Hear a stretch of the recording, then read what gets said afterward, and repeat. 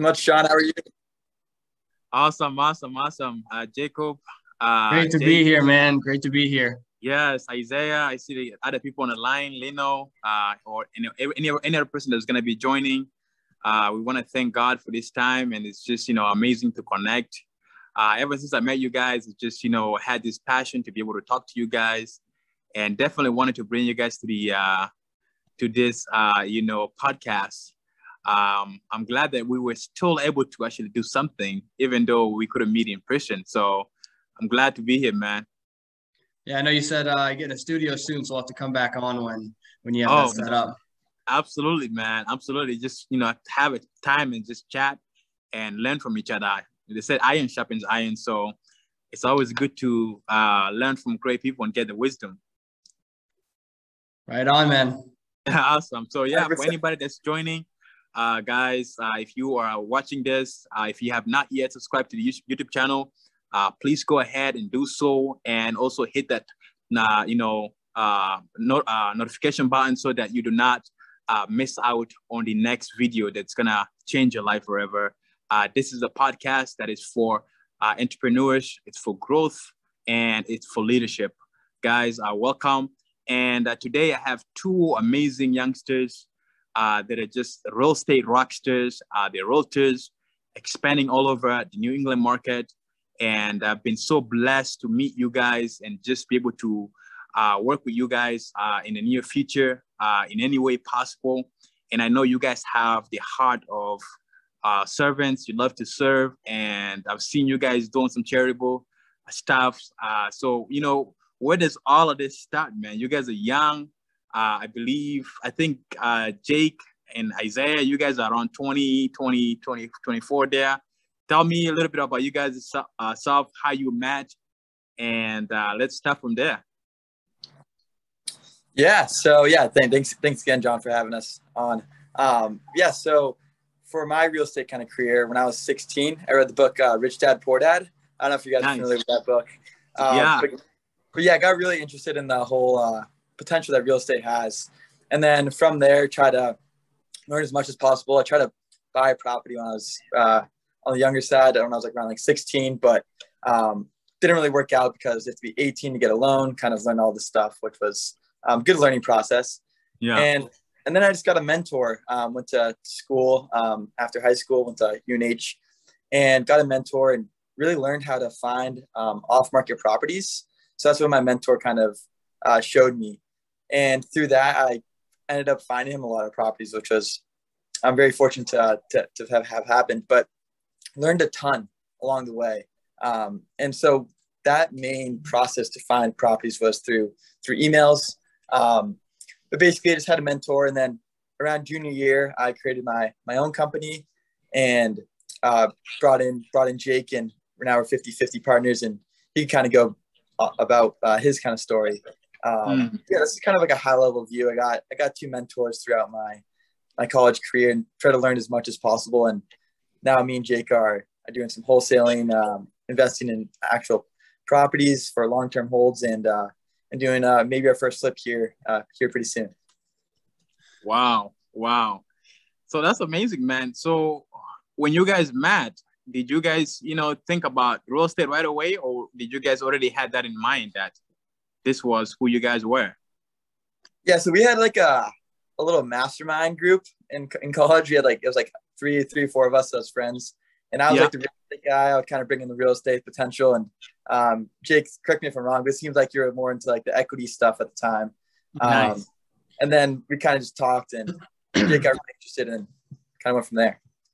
Yeah, I know. Kind of like my background is I played hockey my whole life, so that's kind of what took up all my time, even throughout in my youth, high school, even after high school, played juniors for a couple of years. So I'd never even thought about business or what I would do for a career, because I was just I'm going to the NHL. But when that didn't happen, I went to school and just kind of fumbling around, figuring out what I wanted to put my energy towards. And it started out with stocks, and then I read Rich Dad Poor Dad. Isaiah recommended it, and then I kind of just never looked back. That kind of, it clicked in my brain. I was yeah, I want to devote all my time and energy to this. Yeah, man, that's absolutely amazing. That's absolutely amazing. Isaiah, it seems like your thing is upside there. Yeah, you're sideways. Yeah. That's amazing, man. You know, I read that book when I was actually in network marketing, and I was reading that book just more for personal growth. But that book has changed so many people's lives. So if you are listening to this, you haven't read that book, you're wondering where to get started in business, real estate, I would definitely highly recommend it, as well as these guys are recommending it. That's, you know, that book has changed their mind and everything. So that's awesome, man. Yeah, it's more of it's such a mindset book, you know, because I mean, this business is like entrepreneurship, and just this business in general is like, I'd say 90% mindset, as a lot of people say, and 10% tactical, right? And we all want to focus on the tactical side, which is the 10%, right? But in reality, that's just the tip of the iceberg. Like, it's the 90% mental. So I think why Rich Dad Poor Dad is such a like prominent book for people is because it kind of flips that switch in your brain mentally, kind of how you look at real estate. Yeah, yeah. Wow, wow. So I see that you are both realtors and investors. You know, I'm not a realtor yet. I've been looking to you know, get my license, but I haven't yet jumped, dumped the, started the whole jump yet. You know, what made you guys to become realtors and investors at the same time and do wholesaling? And how does all of that work together? Some people are afraid of getting a realtor's license. They say it doesn't work with wholesaling. How is all of that working out for you guys? Yeah, so the reason like I got my license was because of the opportunity we had at Compass. So it was kind of transitioning from a boutique brokerage to, and the then owner Scott Rome sold it to Compass, and I just like the leadership there. So there's a big opportunity in that. So I kind of got my license for that. That's kind of where most of our time is spent now, is on the traditional side. But obviously, we're always reaching out to sellers, right? So we do come across opportunities where it could be a little wholesale. We actually have a flip under contract in Dover right now, which we're going to be going forward with. Hopefully, we can get all our ducks in a row. But yeah, I would just say, I mean, like, it depends on your situation, right? If should you get your license or shouldn't you get your license? I mean, for us, because of the situation we're in, the opportunity we have on the traditional side, it made sense for us to get our license and put a lot of time into that. But yeah, I mean, it really depends. Yeah. And we were like initially reaching out was one way to kind of grab all the prospects to be able to have more conversion. So for example, like when we reach out, our goal is to see if people are looking to sell. And then depending on their goals, we don't force them to do anything. It's more of like, what is their goals? If they're looking for max price, then we put on our realtor hat and kind of go that route. But say they're in a kind of a pain state where they need a quick close cash, then potentially do the flip or wholesale route. So it's just another way of just in order to kind of provide a solution to these people looking to sell. Wow. That's awesome, man. So like basically you can go from a cash deal to, if they are not interested in a cash deal and they want to get a full price, a retail price, you go and actually help them list the property in state, and you still benefit from that, versus people like versus the people that don't have anything to offer for them to be able to list a property on the market, basically. Yeah, it really makes it easy, because when you're talking to the seller, like the main goal for me is just, I'm just trying to understand their goals, right? Like, what are their goals with the property? Because you're really just trying to do what's in their best interest. So if the property is in good shape and they want the most price for it, I'm not going to sit there and give them a lowball offer. I'm going to say you should put it on the market, because you should. But if it's in terrible shape and they're 3 years behind their taxes, they're about to lose the house and they need to sell the property, then we come in and either flip it or try to assign the contract and kind of Amazing. So let's go to the part where, obviously you guys are partners, and a lot of people are, having a hard time partnering. Like me and my partner, Bill, we partner together and we fit perfectly. We work together perfect. And because we know each other, right? And some people just don't have the trust, or they just don't see themselves partnering. How does your partnership work? Are you guys, who is the integrator, who is the visionary, and how does that work? I'll let Izaiah talk a little bit. I think it's interesting because we kind of like, I don't know, we don't really, I hear what people say about partners, right? You want a partner that complements you. I mean, the book Rocket Fuel, you have the integrator, the visionary. I'd say Izaiah started it, right? He started it and I kind of came on. So I'd say he's the visionary. I wouldn't necessarily say that I'm the integrator, though. I feel like I'm more kind of on the sales side. Izaiah kind of does both in a sense. He kind of does the systems and the vision. I try to do more like the acquisition stuff. But yeah, and we're kind of the same, I guess. I feel like we're the same personality, so it's interesting, but we just get along. I mean, I don't know, we just kind of divvy up the work, and we don't necessarily have like set roles either. Like, it's not like he does dispositions, I do acquisitions. We kind of just share everything, and it's worked for a year and a half. So it's kind of interesting. Yeah. That's amazing, man. That's amazing. You yeah, know, we kind of just go ahead. Yeah, we basically just do both. Like what Jake said, like visionary, integrator. We tried that dispo side of like I would just do the dispos and Jake would do the acquisitions, but we're both trying to hit multifamilies and single families. So it just worked out, just all of us just kind of doing everything. So far it's worked, but we'll see. But we're being open about communication and setting expectations. It's just been huge because we're all on the same page. So we always try to, like, every 2-3 months, try to revisit, make sure we're all like aligned. And if anything's bothering him, then we kind of just bring it up and vice versa. But I think just over communicate is like the best way to kind of keep the relationship. Wow. So tell me about the vision, man. 5-10 years down, what do you guys see for yourself? Where do you see yourself? Like, what do you see yourself doing more? So I think we're trying to create, like, kind of a lot of kind of going on, but our one goal is to kind of create a machine for the wholesale side, to kind of make that autonomous, and also own a lot of property. So my personal goal is to own 1,000 units of multifamily properties. And it's pretty crazy though, because like you can just own a small portion of like a 500 unit property and have like 5% of that. And you could say, yeah, I have 500 units. So I don't know if I want to personally own 1,000 units, but I think we're both kind of on the same level of owning enough property, trying to figure out that amount, but kind of a monetary amount. But in order to get that passive income to live comfortably, to kind of get to financial freedom, that's kind of like the end goal. But I guess overall though is to own property and also run a wholesaling business and kind of be the go-to people when it comes to people asking for help in regards to their real estate endeavors. If they're trying to buy or sell, we'd love to just be a solution for them, and no matter what their kind of situation is. Wow. Yeah, like kind of that one-stop shop, right? Like no matter what the issue is, we can kind of take care of, whether if it needs to be a cash offer or a listing or a creative finance deal. Want to be that like Swiss Army knife of solutions. Absolutely. So our business is about serving people. And I absolutely believe that as long as you're serving people, whether you're doing wholesale deals, you're serving so many people, because there's so many people that are struggling. Most people can't even list their property. They don't want to list their property. Maybe they have to move in a week and listing is not an option. You're still able to help them in both ways, and that's the best. Now, where can people find you? Where can people find you if they are looking to get into real estate, or maybe they want to list their property, maybe they want to work with you? How can people find you? How can they connect with you?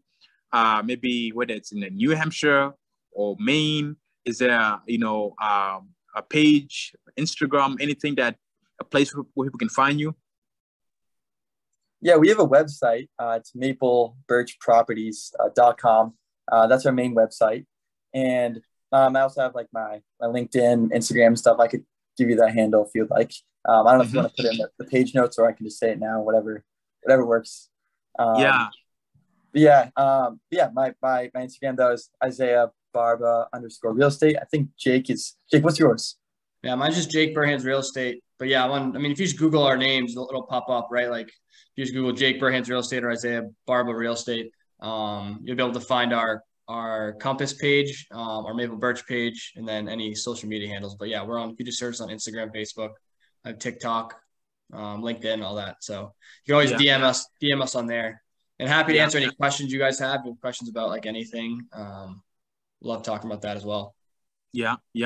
So I put on our Facebook thing, and some people had wanted to learn more about acquisition and disposition.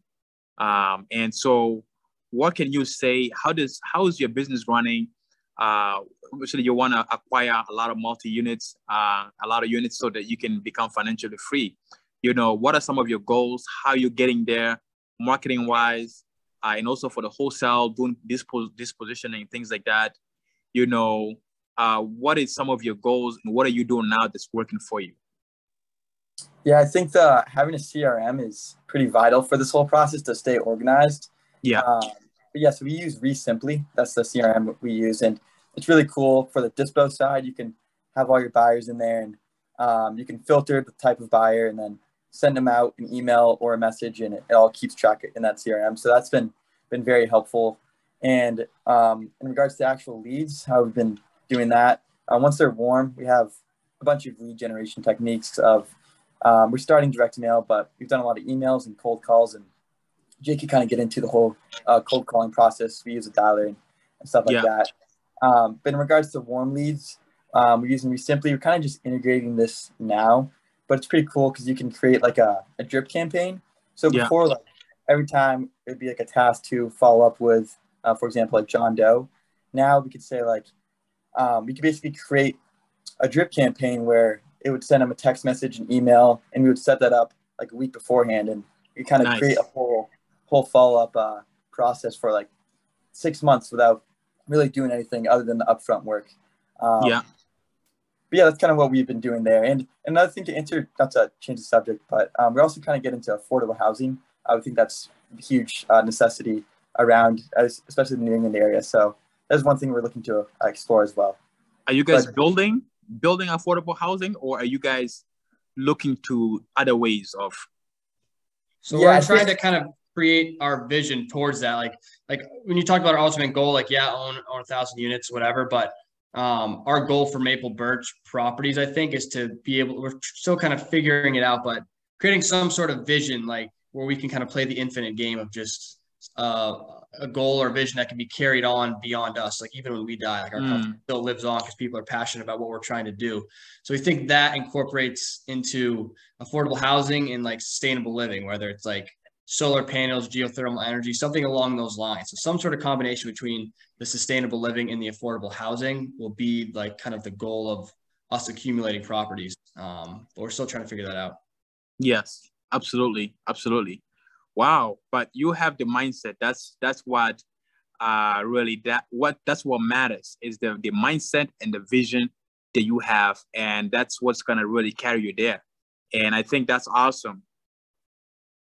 Oh, yeah, I appreciate that. Yeah, like I said, it's really 90% mindset. And we're still trying to wrap our heads around that because it's so easy to get caught up in all the tactical, right? Everyone wants to know the steps. Everyone wants to know the steps of how to do something. And it's like you can hear all the steps you want, but at the end of the day, I think it's the taking action where you learn the most, right? It's just the acceptance of just failing and consistently failing every single day. It's kind of how you learn. Yeah. Wow. So we are almost coming to an end here, right? But I just kind of wanted to, ask you, just maybe one more or two more questions. Things like for people that are maybe looking at this, they come across this, podcast for the very first time, what kind of advice, I really wanted this event to be, I named it Millionaire Mindset. And I think you guys have definitely brought it on where you're going with your vision, the actions that you're taking to basically towards your goals. What can you tell the people or somebody who is looking at this for the first time, they haven't closed their first deal, and also talk to us about your first deal. How was your first deal? How did it change your life? And, how did it look like, with the feeling, talk to us about that, and also talk to them about how they can also acquire their very first deal. So I think, go ahead. Go ahead. So I think like the biggest thing is what Pace preaches too, is getting into a community if you're gonna get started, right? Because it can be like you can feel like you're on an island, honestly, like trying to do some of this stuff. Like I'm like in my dorm room cold calling in college, you know what I mean? So it's just like having like Izaiah there and stuff just to bounce ideas off of was great. But I think joining some sort of group doesn't necessarily have to be sub 2, but I think it should be sub 2. Sub 2 is great. I mean, you can join the free Facebook group there, but even just going to RIAs in your area and just in networking or making friends with other real estate investors and kind of understanding their mindset and just listening to podcasts and books. I think Bigger Pockets is a great place to start. Rich Dad, Poor Dad. And then I think getting into some sort of group, whether it's a networking event or a sub 2 or something where people can kind of keep you accountable and push you, and it just keeps you going through some of the harder times. Absolutely. And going off of that, like, and Bigger Pockets, I think it was like Brandon Turner said, like, you need 2 out of 3, money, hustle, or knowledge to be kind of successful in this business. And if you have all 3, then you're really, really good. But usually starting out, it's hustle. You just have to have the mindset, and then getting that knowledge. So when you have that too, money kind of comes. So really just kind of focusing on 2 out of 3 initially, or just raising money. Like you could do a pair of either one. But that's just kind of one thing to really focus on, because that's how to really get you to the next level. Either money, hustle, or knowledge, 2 out of 3. Wow, that's powerful. I like that. Man, that's amazing. I like what you said about the community part as well, because so many people that don't have a community, when they run into an issue, they absolutely end up quitting, or they just, the things that maybe somebody else knows, that a place where you're not supposed to be stuck, you end up being stuck because you don't have somebody else to lift you up from there. And so I'm so glad that we have sub 2, but sub 2, it's for people that maybe have already closed a couple of deals, or they have other ways already of getting into the sub 2 group, right? For me and my partner Bill, for us to get into sub 2, we had closed a few deals, and we spent some money to invest into our education and join sub 2. And I'm sure you guys did the same thing, right? Yeah, well worth it though. I mean, it's well worth it. It's already paid off. We did a deal right off the bat when we joined, paid for the mentorship. So absolutely. And I think even for me, just the people that are meeting you guys and meeting Z here, and a lot of people that it's just, the community alone is just changes everything. And even us, just earlier, I spoke to you guys about the very first seller finance deal that we did. That really, you compare $8,000 for with what we just earned, like $300 property for 0% interest, 0% money down, and all of that stuff. It just absolutely, it's so worth it. But for people that don't have that kind of money to invest yet into those community, when you do get your first deal, I would say go ahead and find pace and actually join the community there. We don't benefit by saying any of this stuff, right? That's just to take you to a different level. But for people that are just looking to get into wholesaling, I am not an expert. We are not complete experts. We are always learning daily, right? We're always learning daily, and we are in partnership with so many people. I would say if you just run into this podcast, start with a free one. Join my free Facebook group at Kings Investors Elite One. I'm going to be sharing books. I'm going to be bringing great people like, Izaiah and Jake, for them to share their thoughts and their wisdom, so that you can also get your very first deal. Talk to me about your very first deal, and then we're going to end there. Perfect. Yeah. One more quick little thing too on where to get started with your first deal. I think squatting up and working with a more experienced investor is the best place to start. And he kind of handles all the big things. Maybe you're just out there cold calling, finding the deal, right? And then once you get the deal, you bring it to him, and obviously you're not getting the full profits on it, but you're learning. And how much money is that knowledge worth, right? Because if he teaches you how to flip a house, for example, and you go and flip 20 houses and make $1 million, then that knowledge that you made on that first deal is worth $1 million, even though you only made 10 grand or 5 grand on the deal. I think that's the most kind of risk-free and the best way to do it.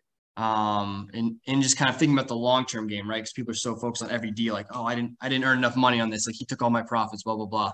But I think if you're looking at it from a long-term perspective and you're trying to be in the game for a while, sacrificing some profits up front for knowledge, I think is the best way to go about it. Absolutely. Yeah. So first deal. So Izaiah he'll speak about it. He invested in a couple properties before, but our first deal was a wholesale deal. It was we only made $2,500 on it, but it was a proof of concept thing, It was a completely abandoned mobile home. It was in a a co-op. And it was like destroyed. And I got it under contract for $500. Oh, $500. Yeah. And we squatted up with one of the biggest wholesalers in the state, Jeremy Beeland. And he dispoed it for us and we sold it off for like 55 or like, yeah, 5,500. So it was a $5,000 spread and we each got 2,500. I was like, wow, that's sweet. Yeah. Which is funny. Awesome. Like, got that thing under for $500. I was like, dang, that is crazy. Literally nothing. Wow. Would you say that was, life-changing experience just to know that you can do that? That now there's more of that where that came from? Yeah, but it's the consistency, right? Like, I mean, Brent Daniels, if anyone knows him, is like, and Pace, they say it too, right? 90 days. Like, you haven't been consistent with anything until you've done it for 90 days. And then on the 91st day, you can say you've been consistent. And it's a weird thing to think about. He uses the example. It's like mowing the grass for 90 days. And then on the 91st day, seeing that it's finally mowed. Like, it's just like this mindset of like cold call, or do your lead generation. And something finally hits. Because that deal was exactly 3 months from when I started cold calling. So I cold called like 3-4 hours every single day for 3 months with no deals. And then on that, whatever, after 3 months, I hit the first deal. But it takes a while to build up that pipeline for sure. Yeah. Wow. So we're going to finish here, right? One last question before we go, right? This is the most important question for the day, right? It's like, the reason to why are you doing this? Or why are you guys doing this, right? Everybody has a why, and that's what drives you to do what you do. What is your why? Yeah, my why is I feel like it's one way to make a difference in this world, and I would like to try to give back as much as possible, and real estate is one way to kind of make that happen. So that's one of my big whys, is just in order to kind of give and make a difference in this world, a positive difference. Wow. Yeah, awesome. And I would agree on that. And also, I think the biggest thing is just to buy back my time, right? Buy back my time to spend time with the people that matter, like friends and family, right? And going on adventures and exploring the world. Like, the whole purpose of this is to buy back your time. I feel like that's the whole purpose of anything. You're making money. The only reason you're making money is to buy back your time. I think real estate is one of the best vehicles to buy back your time the quickest. So it's kind of the purpose, right? Buy back our time, just kind of experience life like to a greater extent versus waiting till we're 65 and old and decrepit to go do the things we want to do. Yes, absolutely. And the reason I asked you guys that is because I saw you guys doing some charitable stuff, some charity work, and I really like that. My passion is in charity. We work with our church, and we just really want to make a big difference in people's lives and around the world. But for you to be able to do that, you need freedom. You need financial freedom. You can't be stuck at 9 to 5 and still trying to make a difference. You can make a difference at your job, but you can make a difference in so many other people's lives if you are stuck to a 9 to 5 kind of a job, right? So my passion, I'm sure your passion is what drives you. The first thing I've ever done is to be able to write down your why. Well, for anybody that's getting started, write down your why you're doing this business, why you want to even get started. It's not the money, right? The money will come. But when you have your why and it's strong, if, some people just, hear the money and they run after it. But then if your motivation is just the money, when you get your first check or when you get a couple of big deals, the motivation runs away. So you don't have a motivation anymore. But I'm glad that you have such a strong why and a strong purpose to why you're doing what you're doing. And I'm so happy to partner with you guys in whatever things that comes up next. And I can't wait to be with you guys 5-10 years down the road and just say, wow, man, this time back then we did this and we spoke about this and now we're here. Yeah. And I'm so excited for that. Right? So excited incredible. For that. Yeah. Incredible.